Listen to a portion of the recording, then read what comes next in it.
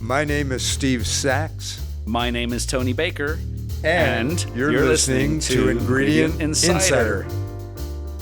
This is Ingredient Insiders. I'm John Magazzino. And I'm Andrea Parkins. On each episode of Ingredient Insiders, we'll be talking with chefs and food writers about their favorite ingredients. We then speak to the producer of that ingredient to learn its history, how it's made, and why chefs love to use it in their restaurants. I think today's episode actually might be my favorite ingredient of anything. Is it even, Wow. Well, that's a huge statement. I mean, does anyone not love bacon? I think even vegetarians like bacon. I mean, I had breakfast with you this morning. How did you not eat any bacon? Well, because I'm intermittent fasting. That's but fair. that doesn't mean I didn't want to have bacon. Well, don't worry. I ate some for you. Okay, so do you even trust people who don't like bacon as long as they are, not vegan or vegetarian? Yeah, I mean, I think that there's definitely something wrong with somebody who doesn't like Thank bacon. you. Yeah, Okay, there's that's my something point. wrong with them. It's just the smell, the flavor. It's like nostalgic almost. And it's like, so versatile too, right? I feel like there's nothing that you could put with bacon that would it make it better or I was about to say you can't put it on a peanut butter and jelly sandwich, Yes, but you I can. think you can. I think Elvis did that, didn't he? Or was that just like bananas? peanut butter, bananas, and bacon. Was it? Yeah. It's called the Elvis. Is that it? Yeah. Okay. So what else? You could put it on anything. Anything. Like when I say bacon, what do you word recognition? What do you go to? I love the BLT. What do you like your bacon with? I automatically go to obviously to breakfast, Yeah. but then I go to burger. Yes. I like to render the fat and, kind of use that as a base for you could saute vegetables like Brussels sprouts Yes. and bacon. Yes. I mean, that's how you make a vegetable really great. I make my carbonara sauce with bacon. I mean, a lot of people will say traditionally you're supposed to use guanciale Yeah. or pancetta. Mm-hmm. I use straight up bacon, Interesting. and I think it's amazing. I don't know. I just think bacon it makes the world go round. And I can't believe it took us 6 seasons to get to a bacon episode, but I'm glad we're here. We're going to be speaking with Tony Baker. He is the founder and CEO, owner of Baker's Bacon. Hands down, the finest best. bacon you'll ever eat. I don't care where you are, what it is. It's incredible. Absolutely. We're going to be touring the facility where it's made and learning about the whole process. So I can't wait to talk to Tony and learn all about our favorite bacon. Can you smell that bacon cooking? It smells so good. Today's episode is brought to you by Baker's Bacon, the go-to choice for chefs seeking the exceptional taste that only comes from expertly crafted artisan bacon. At Baker's Bacon, they understand that the secret to sumptuous dishes starts with premium ingredients.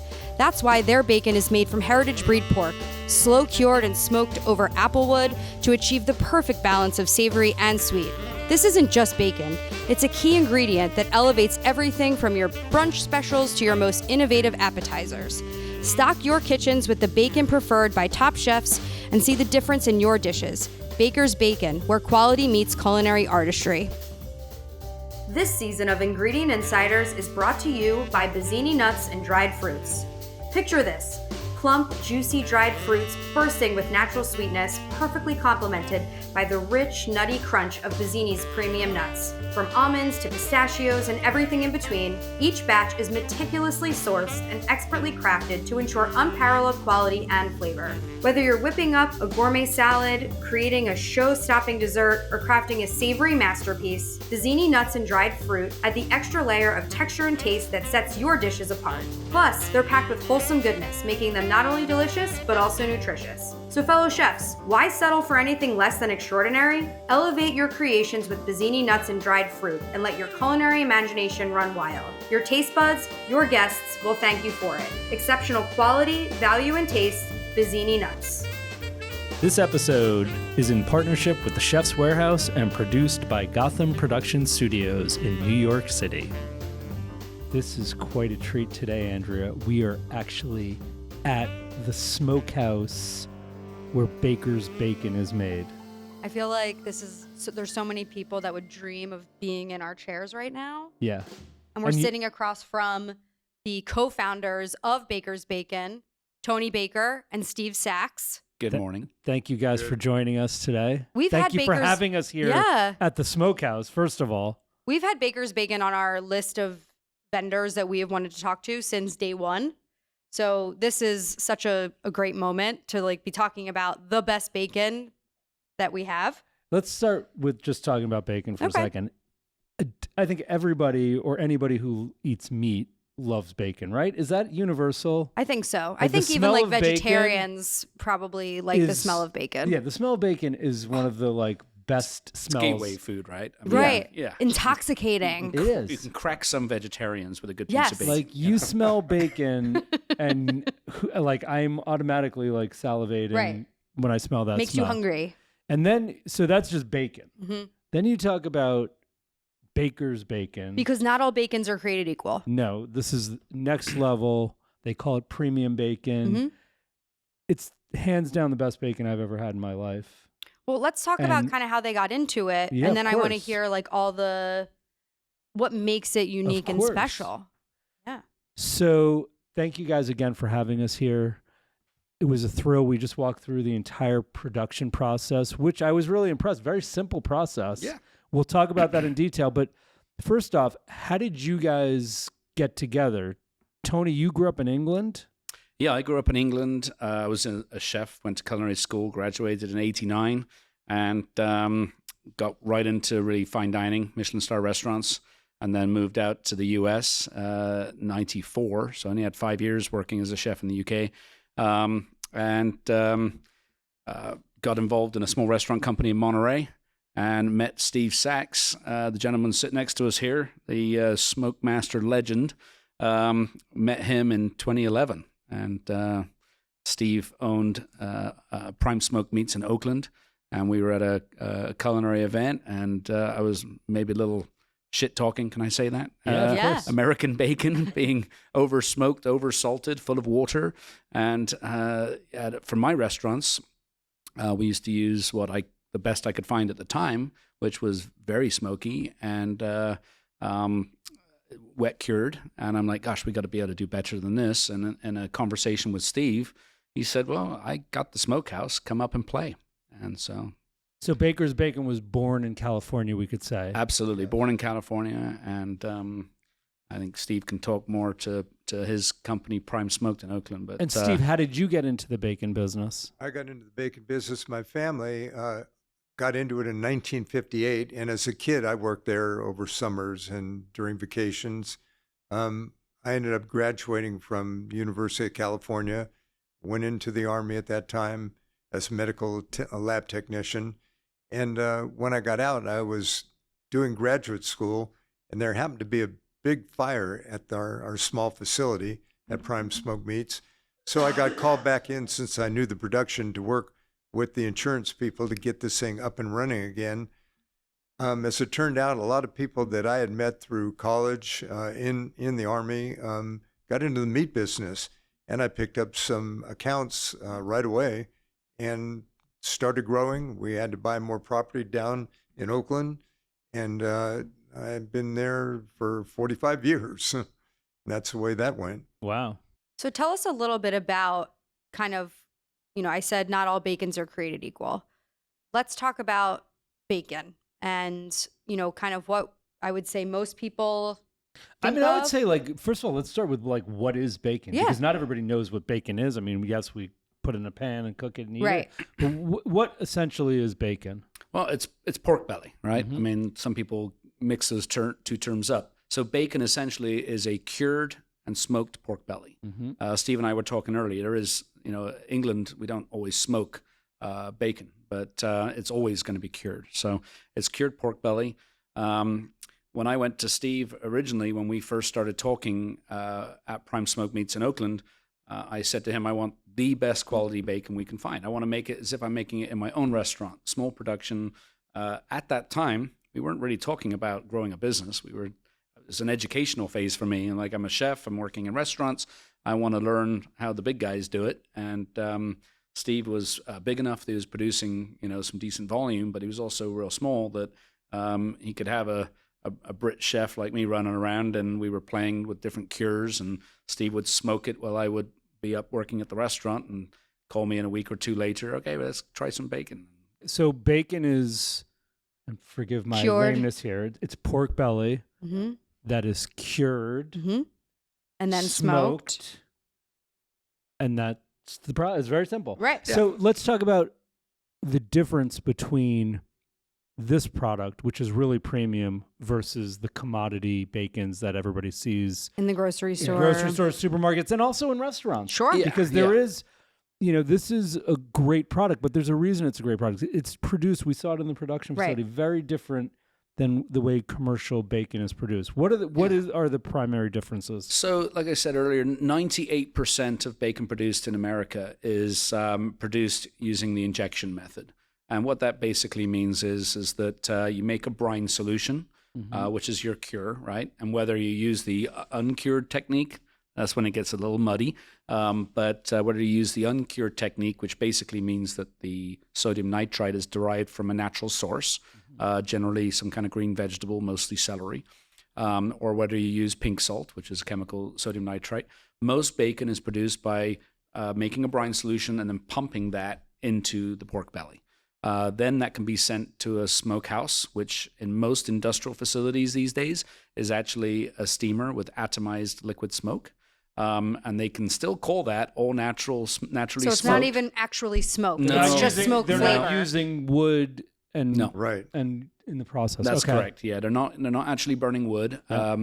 It's the product is pumped using often a water retentioner, sodium phosphate, erythorbate, which is a cure accelerant, and sodium nitrite, or uncured, it's the nitrite coming from celery.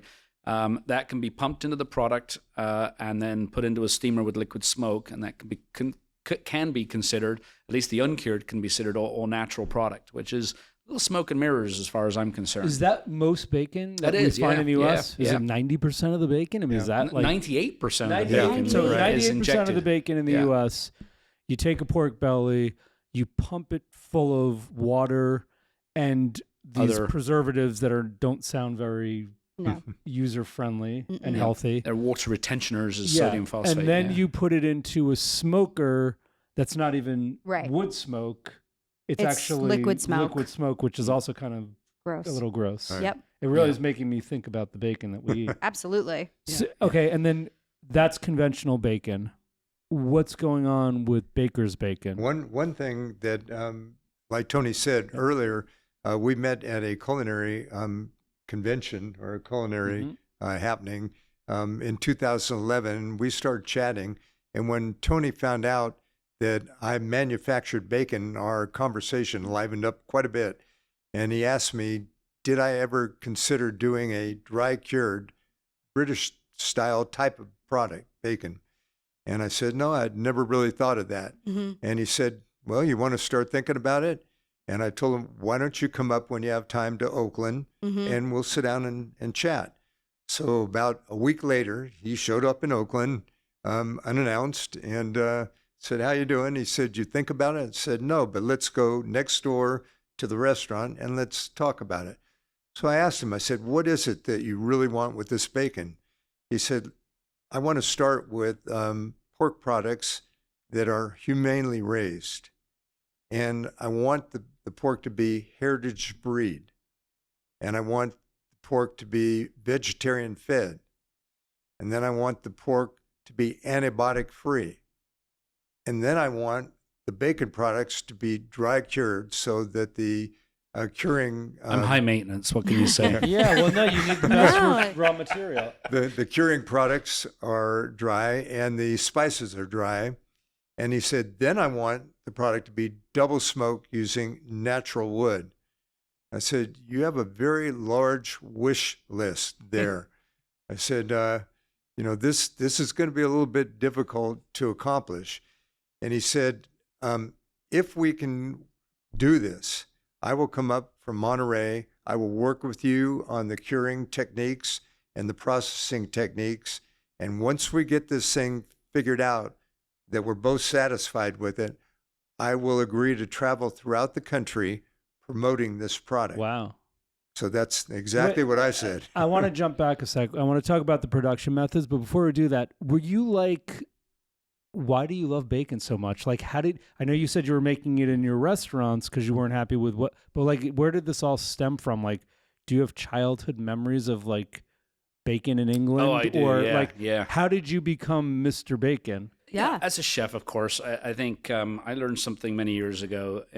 I think it was Escoffier that once said, you can never stop learning in food, and that's so true. And so, meeting Steve, for example, who's been in the business, he worked with his dad back in the day, smoking pork since 1958.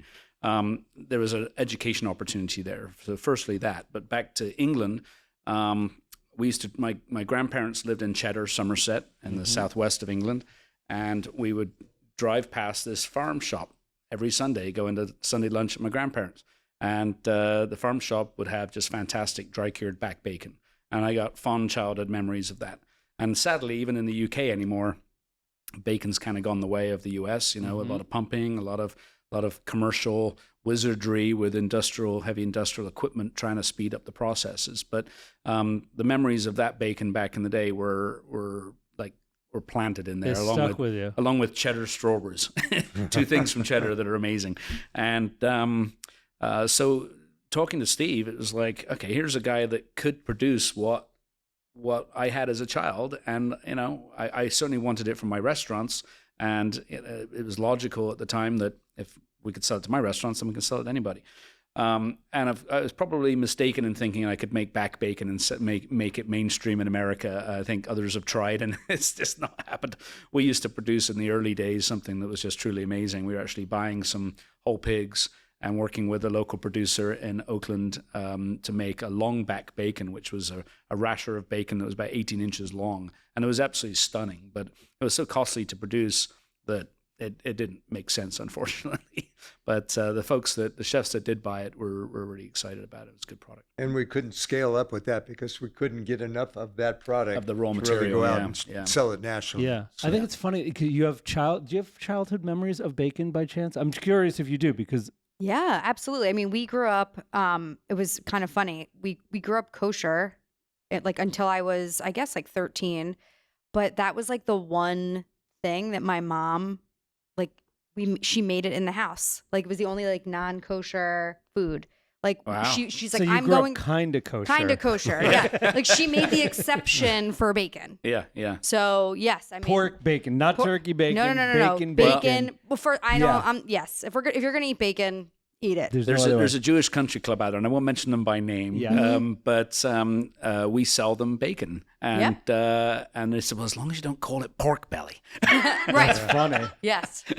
Yeah. And So, I mean, yeah, when I told my father-in-law, who they have a kosher home, that we were coming here, he was like, I just so think jealous. there's something in that because there's such a distinct aroma to bacon, and obviously so much memory and taste is involved with the sense, Sure. and stuff like that. That I think a lot of people, like you do as a child, thinking about the smokehouse near your grandparents and you and your kosher household making bacon. Yeah. There's something though, when you smell it, there's a memory. it's instant. No, there's a memory, Right? Because when you started describing the back bacon, I immediately said, "Oh my God, there was this camping trip that I went on in Canada years ago, and we woke up in the morning, and the adults that were with us started making back bacon for us. I guess Canadians like back bacon stuff, Right, close.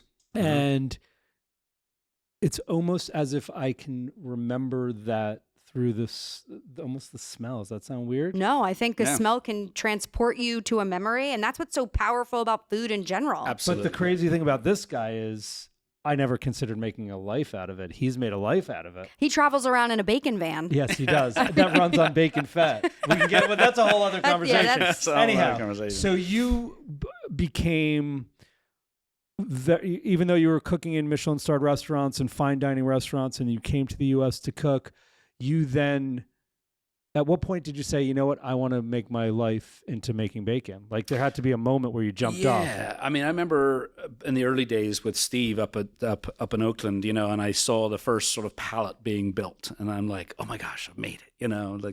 It looked like just an insane amount of bacon.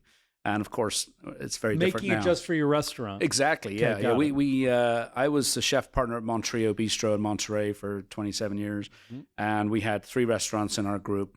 Rio Grill and Tarpies were part of that as well. We sold actually in 2020, but we all used a lot of bacon, and so that was our restaurants were our first customers, and we sold and used a lot of bacon. And then of course, I had a lot of chef friends, and they started learning about what we were doing up in Oakland and our great bacon, and they're like, I want that bacon for my restaurant. And so that's really how we started. All right, so talk to us now about the difference. We know how the commodity bacon is made. It's pumped up with a lot of water, a lot of different preservatives that aren't too great, and then smoked. How is Baker's bacon made? So just to recap real quick on what Steve was saying about the animals, I mean, coming from a chef background, fine dining, we focus so much on center of plate, right? I mean, if we're going to use a steak, it better be prime, ideally from a specific area. Same with bacon. We wanted to have the very best pork we could find. So we're working with really fine quality Duroc hogs. But the main differences in what makes our bacon is we're dry curing. And that's probably the most important thing that we do differently than just about everybody. What does that mean? Well, it means, like we talked earlier about the injecting bacon, 98% of bacon in America is pumped. We're part of that 2%. And we're even a smaller percentage than that because we don't just dry cure like everybody else does with using a lot of heavy industrial equipment. We actually dry cure by using patience. It's an important word in our business. Everything takes time. We're about 2 weeks start to finish with bacon. Whereas a lot of our competitors are in and out in 24, 36 hours. We're taking our bellies, we're applying the cure, and we're laying them down in vats for a whole week, which, like I said, is very rare in this business. And it's just like if I were to make bacon in my own restaurant. So that time is allowing the flavors to kind of meld and get into their... Flavors to develop, the salts to do their job in terms of the cure. When you cut open a whole belly after it's been sitting in there for a week, it's got this just beautiful, rich pink color that you'd expect. We don't have any cure spots where a lot of competitors are trying to do this fast. They don't develop the flavor. You'll see little pockets of discolored pockets of brown where the cure didn't penetrate all the way through. We never see that because our products are just, that time fixes all of that, allows those flavors to develop. Our bacon, when you try it, people say, "Well, it's not salty." We work on a balance, and the time helps with that. Our balance is salt, sugar, smoke. Bacon all has those three elements typically. We try to use enough sugar that it adds a nice sweetness to the bacon and helps with the color, but also we don't over smoke it. We sell to a lot of fine dining restaurants, and what you don't want to have happen is eat your bacon in a salad on your first course, and then when you're eating your panna cotta for dessert, still taste bacon. Still taste that smoke, which I find some bacons can offer that. And then the dry cure, you're not putting the water in it, so the product has a better mouthfeel. The fat still has texture because it's coming from a good pig. Fat is so important in bacon, but if you're using a commodity hog and then you're pumping it full of water, that is a culinary term called jacquarding, which is when you needle the product for tenderness often. But when you're pumping, you're also jacquarding at the same time, which promotes rendering, and a lot of that fat will purge out during cooking. Our fat is so good, it actually still has sort of texture in it. And when you're eating even a really thick piece of our sous vide bacon, we'll talk a little bit about the sous vide later, but when you're eating our sous vide bacon, because that fat's good, you don't need to render it all out. It's got texture. It's got amazing flavor. We pay all that extra money in beef to get a little extra fat in the lean. Well, pork fat's bloody delicious as well, and especially when it's coming from a really good animal that's been well fed. There's a trick in the pork industry where they use ethanol byproducts in the feed of commodity pigs. That's not good fat. No. It makes the fat really soft and squishy, renders really easily, lowers the temperature of render point. So our fat is not like that. It's solid, it's firm, it's got great texture, and it contributes to the whole final product of our bacon. When Tony mentioned patience, our dry curing process didn't get developed overnight. Tony actually did make, after our first meeting, Tony actually made many, many trips up to the smokehouse. Many screw-ups. Trial and I'm error. sure it was not trial the and first error. time that you did this. We had this very happened. many spices, salt contents, curing contents, length of time, so many days of holding it.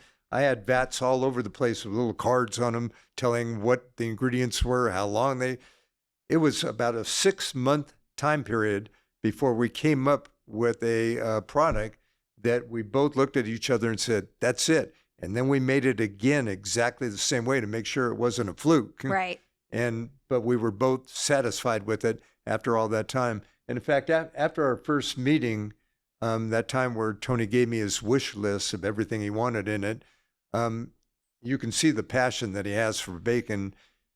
That meeting lasted for a little over an hour. And after that meeting, Tony and I got together and had a verbal agreement to launch Baker's Bacon that day. Wow. Been there ever since. Yeah. Yeah. Yeah. You showed me a really cool video that I would love to put on our Instagram. Yeah. That shows the commodity bacon versus Baker's bacon being cooked and the final product. Can you kind of describe the differences? So one of the things, I call our bacon the most expensive, best value bacon on the market because it is. It costs more. We've talked a lot about the pork and the dry curing and the length of time. And so it's a lot of hands that touch this product. It's a laborious product to make. It's expensive. That being said, we are taking a lot of yield loss. So the dry cure, we lose 12 to 15%. And you think about it, we're adding salt, we're laying it down for a whole week. There's moisture wicking out of that product. Then we put it into a dry smokehouse, burning real wood. A lot of the fat and moisture that's in the pork belly loses on the floor. So we're taking that hit right at the beginning. With the commercially made bacon, the big stuff, the big boys, they're putting in that amount of weight loss. So you're paying for water, essentially. So that water is being put in there to add weight to the product. Correct. Yeah, there's some other benefits as well, like the speed, right? You can pump it and then cook it straight away. Yeah. But one of the things is obviously water's inexpensive, and they can bring that back up to green weight using the water. It's definitely used to control yields. So when you cook our bacon, we did some tests recently, and I literally just went to the grocery store and bought 1 pound packs of what was called thick cut bacon, and we cooked them up on the identical griddles, same temperature, and same doneness. Baker's bacon cooks a little bit faster. That's one of the benefits because you're not having to cook all that water out right away. We saw as much as 38% yield differential between an injected bacon and our bacon when you cook. When you saw them side by side in that video, it's pretty remarkable, isn't it? Yeah, it is staggering. just, there's such a glaring difference. You know, the Baker's bacon, you see these like thick strips, still kind of having like their complete and full integrity versus the quote unquote thick cut bacon from, commodity it curled up immediately, half the size of the Baker's bacon. And you also saw a whole lot more steam because the water is leaching out. So that's such a huge point. Yes. First of all, this product, the Baker's bacon, tastes amazing. To your point, when it's cooked texturally, you're getting that really great mouthfeel and that full piece of bacon. And then when you compare it to the other guys, yes, this is more expensive, but at the end, when the final product is produced, the other guy's product is, up to 40% shrinkage, so to speak. I think a lot of chefs do that, though. They look, and I've had this conversation, you're looking at a price and you're not considering the loss, and and I think chefs do need to take a step back and learn that, at the end of the day, it's about that final product. It's about yield, right? Chefs can often use one less slice on their breakfast or on their whatever their application is. They can use one less slice. We've also seen, we've got a current customer that's using a product that we developed for them that's much thinner, and they found that they can use a thinner bacon, dry cured bacon, our bacon, rather than buying a thicker injected bacon, and then the final result is the same. Doesn't dissolve into almost nothing. Exactly. Right. Yeah. Yes, That's exactly. very cool. Yeah. So you can use a 16-18 slice instead of buying a 14-16 of an injected. So you're getting more slices per pound. And so, it helps with the cost factor there as well. So really important stuff. That when you're considering cost, do a yield test always. Yep, yield test. Yeah, it does seem expensive initially, but the benefits are huge. The value is there. Yeah. I'd like to talk about how Baker's Bacon and the Chef's Warehouse came together. And what the story is behind that, because this is an exclusive for Chef's Warehouse. It is, yes, yeah. Outside, I always say outside of California. Of course, we're a California-based company, and so we do distribute in California. But yeah, we've enjoyed a fantastic relationship with our partner, Chef's Warehouse. Steve and I met with Jen Sussman, who we love dearly, with Chef's Warehouse at the Fancy Food Show in San Francisco quite a few years ago. And we brought some product, and she shared with the team. And the next thing you know, she was like, "Oh my gosh, this is amazing! We need this everywhere." I remember this moment, and I didn't realize that was the first time. But Jen pulled me over at the Fancy Food Show and was like, "You got to try this bacon." And there's a lot of bacon at the Fancy Food Show, Sure. and there's a lot of. We weren't even exhibiting. I mean, we were Exactly. we just came. So to, did you like reach out to her to like schedule a We did. meeting? Like, Yep. so you were Yep. courting Chef's Warehouse? So, as a chef, I was a Chef Warehouse customer first. There you go. Farzad Turk, who I believe is still with Chef's Sure. Warehouse, Farzad was my rep.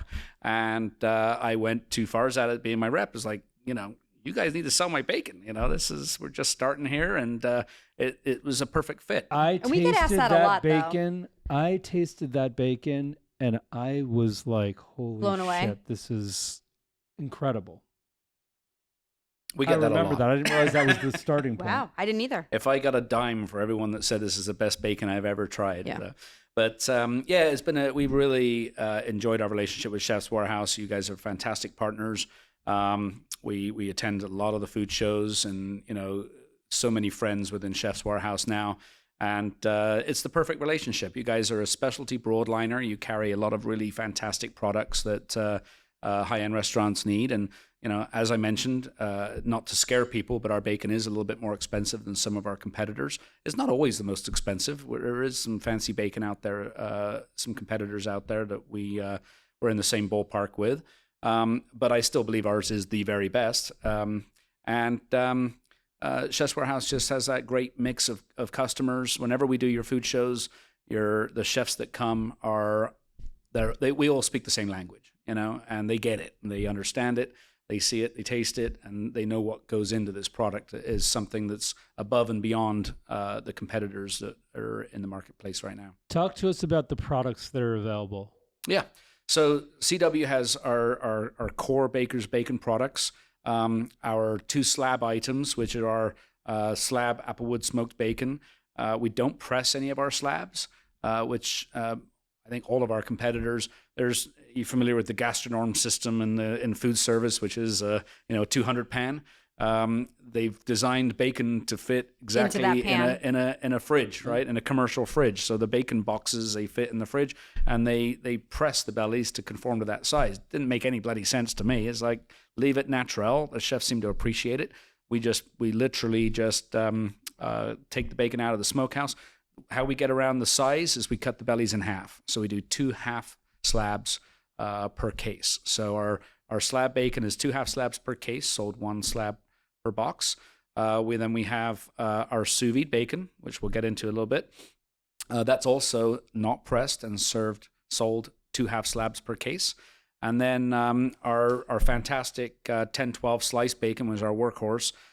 Comes in 3 by 5 pounds, 10-12 slice count, and we pack in beer gas.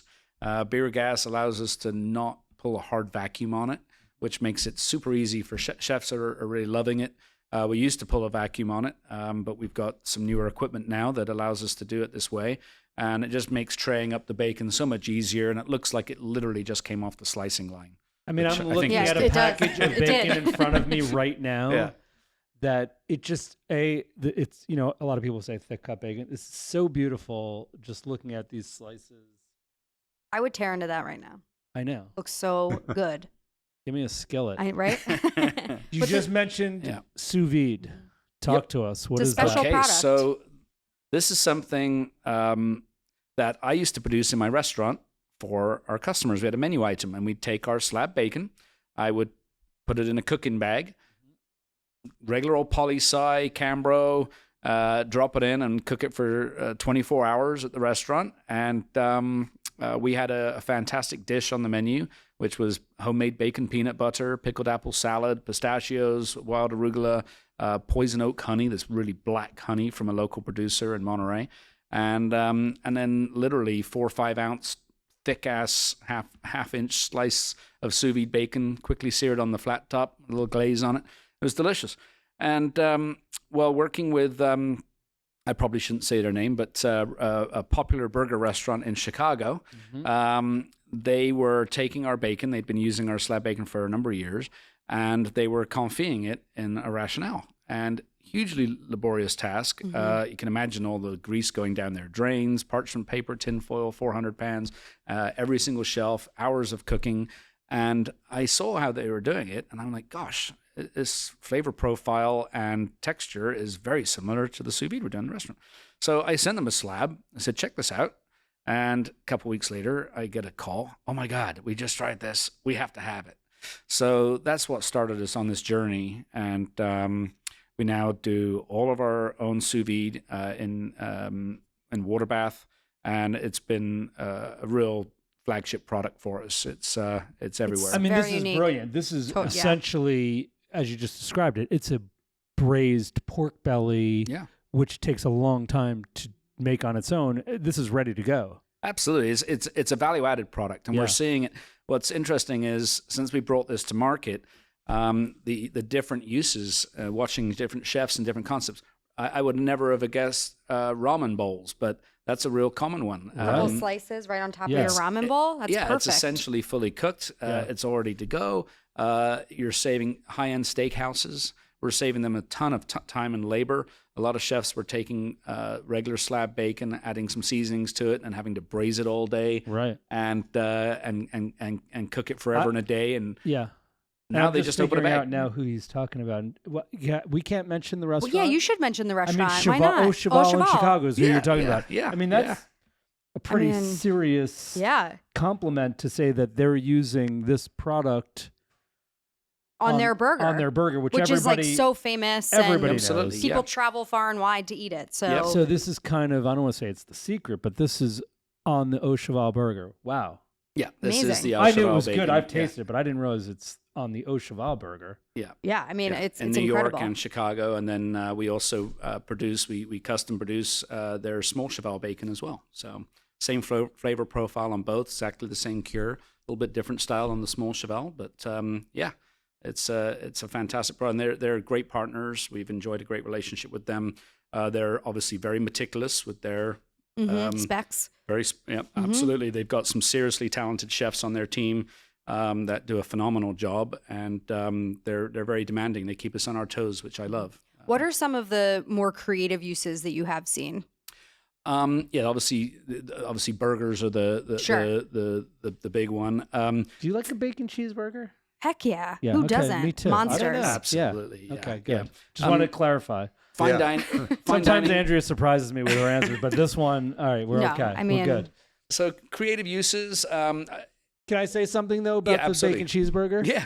Because a lot of times, and maybe this is part of the reason why the Au Cheval burger is so beloved, you get a bacon cheeseburger, and then you bite into it, and then the the bacon doesn't just Yeah. break apart, and then next thing you know, you're like, all right, I might as well just take the piece of Yeah. bacon You're off. I wrestling agree. with it. Yeah, you're you trying eat it, to I use just your. eat the bacon on its Right. own, Yeah. and then I go back to the burger. Yes. I know. With this stuff, it's Clean bite. like butter. Butter. It is. It's like butter. It melts. This is what, if you're listening and you're making bacon cheeseburgers, not that I don't want you to buy Tony's bacon, buy the sous vide pork belly. Call your rep because right now. Put that on the burger.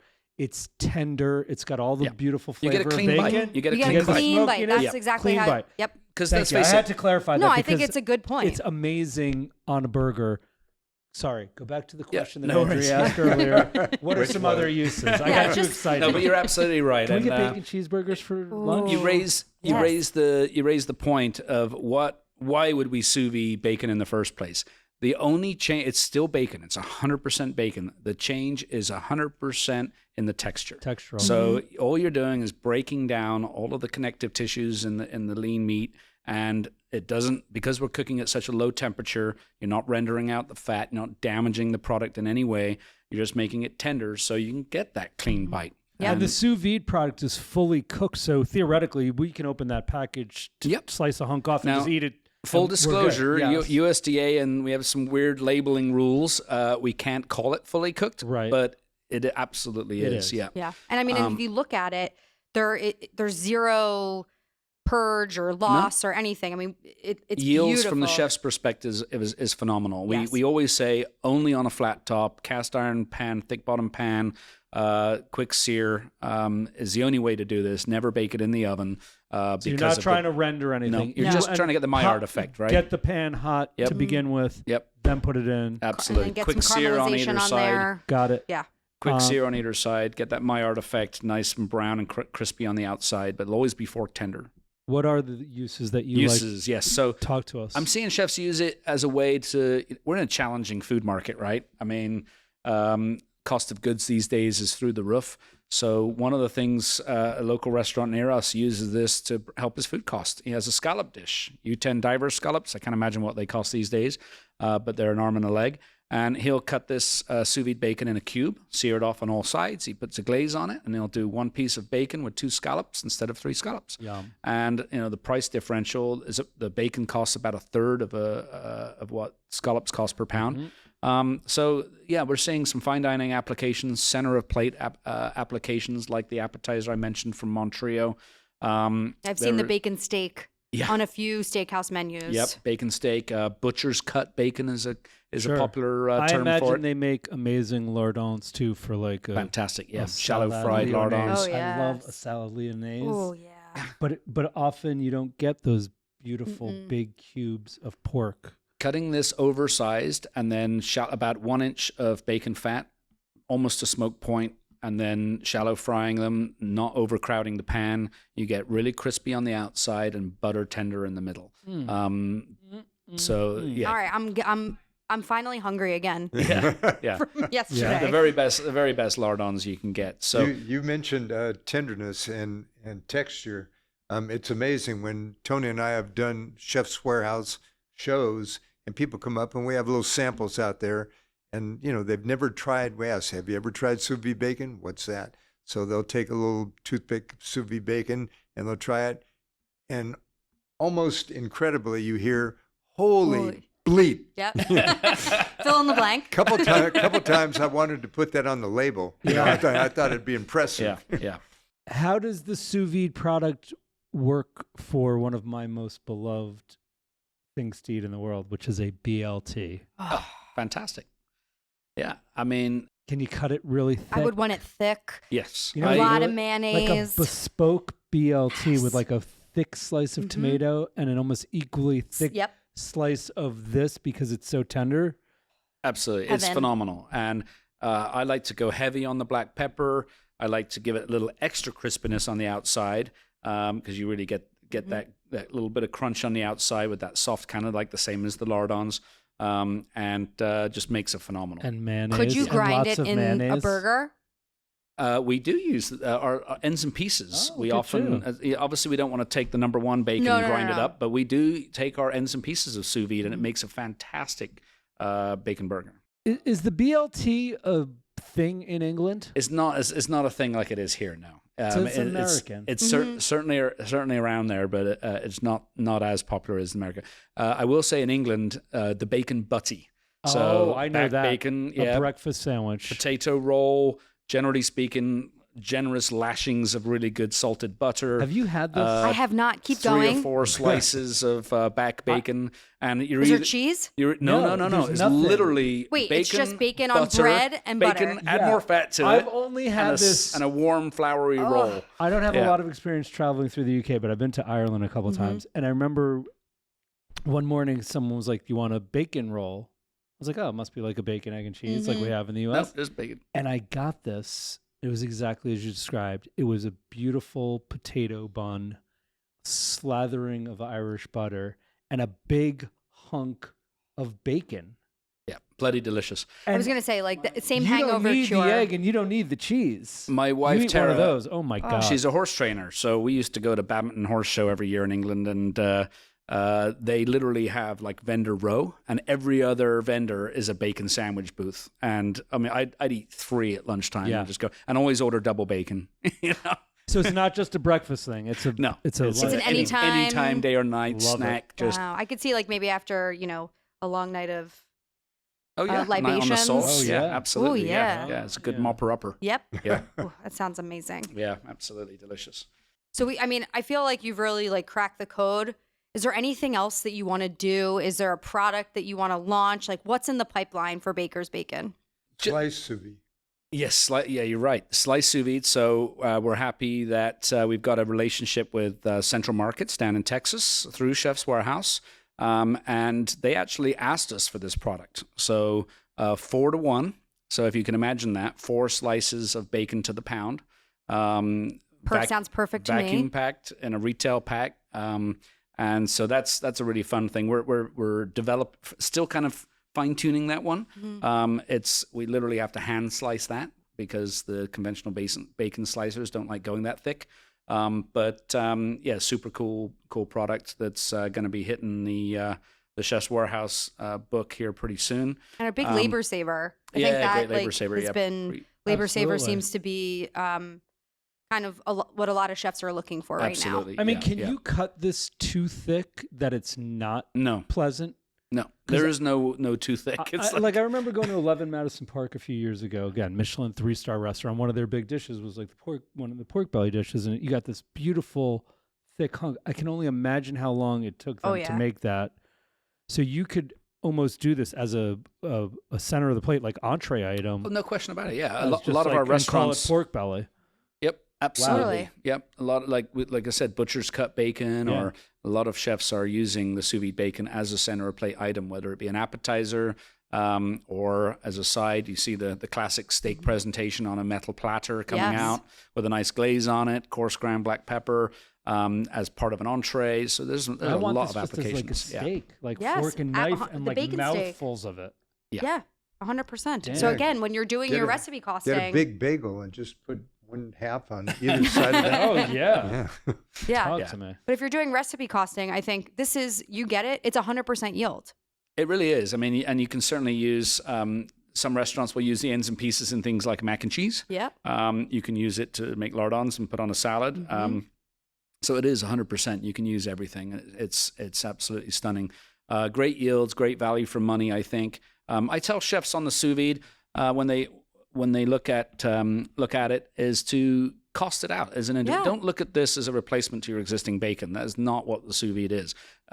Use your creativity. Come up with something where you can feature this product on your menu. It's a total winner. When we put it on our Montreal menu, I could never take it off. And whether it was my bacon or not, it wouldn't have mattered. Right. It became a signature item on the menu. People got used to that 1/2-inch thick, solid piece of bacon, and they were just like, wow, this is amazing. I think if anyone sees bacon, at least I know for me, if I see it on a menu, like it's a trigger for, I want that. Like 100%. Right? Yeah, 100%. Yeah. And then when they get a piece that thick and it's that tender, and the chef doesn't have to do anything. He's just got to sear it off and put it on a plate. I'm going to say it one more time. Say it. For everybody who's listening, this is the best bacon I've ever tasted in my life. 100%. If you haven't tried this bacon and you are a Chef's Warehouse customer, call your order rep. the bacon. I'm not saying this to be like a silly Go sales online. pitch. If it's not the best you've ever had, I want you email Ingredient Insiders, send us a message on our Instagram. I would be shocked if someone tells me they've had a better bacon. I think we should do the challenge. And the sous vide stuff is out of this world. Nothing else like it. I have never seen anything else like it in my almost 15 years of selling bacon. A cheapskate. I mean, it costs a little bit more money, but between the yield differences and all, you know what also is amazing when you go to like a nice hotel or you go to a country club or you go to a very good restaurant that is serving breakfast and you get these incredible like soft scrambled eggs. There's a lot of time and care put into it. Really nice toast. Don't skimp out on your bacon. You can't. No. Give us the goods. Thank you, John. Give Thank us you. the 2 or 3 slices. Right. I'd rather have 2 premium slices bacon. of the best than give me 3 slices of something average. I see so many hotels, really fine dining hotels, putting out mediocre bacon, and it drives me nuts. It's like, come on, you're charging $1,000 a room, a night for a room. Put out a bloody good bacon for crying out loud. It's a couple of more cents on the plate. Yeah, when you At the break end it of the down day, per what is slice. Yeah, Come exactly. Yeah, I agree. All right, I have an idea right now. Okay. It's almost lunchtime. I'm starving. We've been talking about bacon for almost an hour. Yep. I think we got to go get BLTs or bacon cheeseburgers. What do you say? I want a bacon cheeseburger. You guys want to have lunch with us? Absolutely. Certainly. This was so great. Thank you Thank so you for much. welcoming us. I can't even speak English anymore. I'm drooling. Thank you for having us to the smokehouse to see the process, to learn all about these products that we love so much. It's been an incredible experience. And thank John you for your and Andrea, partnership. thank you for coming out here, by the way. Yeah. I know you guys traveled far, and it's great to see you guys. Honored to have you in the smokehouse, and the guys taking pictures. It's been really fun. Andrea will travel for bacon. I will travel for bacon. We love yes. to share our story. We believe in the product. Coming from the fine dining background, and it's all about quality and integrity. And we love to be able to pass this on and share it with chefs out there. So thank you for being a part of that, and for us being a part of Chef's Warehouse. It's a fantastic pairing. Yeah. Baker's Bacon. It's available in every region of the United States. You can go to chefswarehouse.com and search Baker's Bacon, and we're only with Chef's Warehouse, so don't bother going to your other online vendors. Just go straight to Chef's Warehouse and lap it up.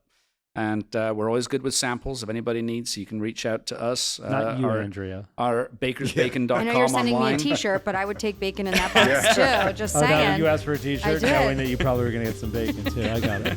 Well, thank you guys again. This has been Thank you. amazing. Thank you, Andrea and John. Yeah. Thanks, guys. Thanks for listening to this episode of Ingredient Insiders. Follow us on Instagram at Ingredient Insiders.